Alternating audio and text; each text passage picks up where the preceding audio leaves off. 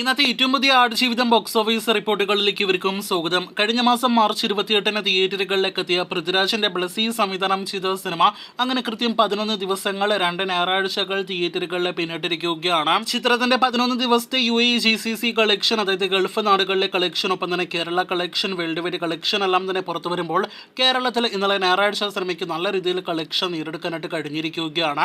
3,50,00,000 രൂപയായിരുന്നു സിനിമയുടെ ശനിയാഴ്ച കളക്ഷൻ എങ്കിൽ ഇന്നലെ 4,56,00,000 കേരള ബോക്സ് ഓഫീസിൽ ആടുജീവിതം നേടിയെടുത്തിരിക്കുന്നത്. അങ്ങനെ 48,86,00,000 വെറും 11 ദിവസങ്ങൾ കൊണ്ട് കേരളത്തിൽ ആടുജീവിതം നേടിയെടുത്തിരിക്കുകയാണ്. ഇന്ന് തിങ്കളാഴ്ചത്തെ കളക്ഷനോടെ 50 കോടി കേരള ബോക്സ് ഓഫീസിൽ നേടിയെടുക്കുമെന്ന് ഉറപ്പാക്കപ്പെട്ടിരിക്കുകയാണ്. ഇതോടെ പൃഥ്വിരാജിന്റെ കരിയറിലെ എന്നല്ല, കേരള ബോക്സ് ഓഫീസിന്റെ കരിയറിലെ ഏറ്റവും വേഗത്തിൽ 50 കോടി കളക്ഷൻ കേരളത്തിൽ നേടിയെടുക്കുന്ന മലയാളം സിനിമയായിട്ട് ആടുജീവിതം മാറിയിരിക്കുകയാണ്. അതേസമയം എല്ലാ ഭാഷകളിൽ നിന്നുള്ള സിനിമകളിലെ 2 അന്യഭാഷാ സിനിമകളാണ് ഇതിനു മുന്നേ ആടുജീവിതം എന്ന സിനിമയ്ക്ക് മുന്നേ വളരെ വേഗത്തിൽ 50 കോടി കേരളത്തിൽ കളക്ഷൻ നേടിയെടുത്തിരിക്കുന്നത്. ഇനി ആടുജീവിതത്തിന്റെ ഗൾഫ് കളക്ഷനിലേക്ക് വരികയാണെങ്കിൽ ആദ്യ ആഴ്ചയിലെ UAE റിലീസിന് പിന്നാലെ കഴിഞ്ഞ ആഴ്ച സിനിമ GCC രാജ്യങ്ങളിലെ ബഹ്റൈനിലും ഒപ്പം തന്നെ ഖത്തറിലും റിലീസ് ചെയ്തിരുന്നു.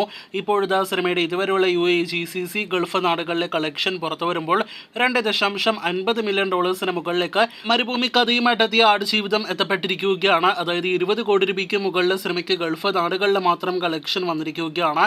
വളരെ മികച്ച കളക്ഷൻ അവിടെ സിനിമ നേടിയെടുത്തിരിക്കുകയാണ്. ഇനി സിനിമയുടെ വേൾഡ് വൈഡ് കളക്ഷനിലേക്ക് വരികയാണെങ്കിൽ അവിടെ മാത്രമാണ് പ്രതീക്ഷ ഒരു കളക്ഷൻ ഫിഗേഴ്സിലേക്ക് സിനിമയുടെ കളക്ഷൻ എത്താത്തത്. 11 ദിവസങ്ങൾ കൊണ്ട് 118 കോടി 120 കോടി റേഞ്ചിലാണ് വേൾഡ് വൈഡ് ഗ്രോസ് കളക്ഷൻ ആയിട്ട് നാം പ്രതീക്ഷിച്ചതെങ്കിൽ ഇപ്പോഴത്തെ 115 കോടിയിലേക്ക് മാത്രമേ 11 ദിവസങ്ങൾ കൊണ്ട് സിനിമ എത്തപ്പെട്ടിട്ടുള്ളൂ. ആദ്യ ആഴ്ച തന്നെ വമ്പൻ കളക്ഷൻ നേടിയെടുത്ത് തുടക്കം കുറിച്ച സിനിമയ്ക്ക് രണ്ടാമത്തെ ആഴ്ച ആദ്യ ആഴ്ചയെ അപേക്ഷിച്ച് കളക്ഷൻ ഇടിവ് സംഭവിച്ചിരിക്കുന്നു എന്ന റിപ്പോർട്ടിൽ നിന്ന് വ്യക്തമാകുന്നു. 82 കോടി ബഡ്ജറ്റ് കണക്കാക്കുന്ന സിനിമ ഇനി അങ്ങോട്ടുള്ള ദിവസങ്ങളിൽ എത്രത്തോളം കളക്ഷൻ നേടിയെടുക്കും, ഫൈനൽ കളക്ഷനായിട്ട് എത്ര നേടിയെടുക്കുമെന്ന് അറിയാനായിട്ട് നമുക്ക് കാത്തിരിക്കൂ. ദി ഗോട്ട് ലൈഫിന്റെ കൂടുതൽ ബോക്സ് ഓഫീസ് റിപ്പോർട്ടുകൾ കേട്ടാം.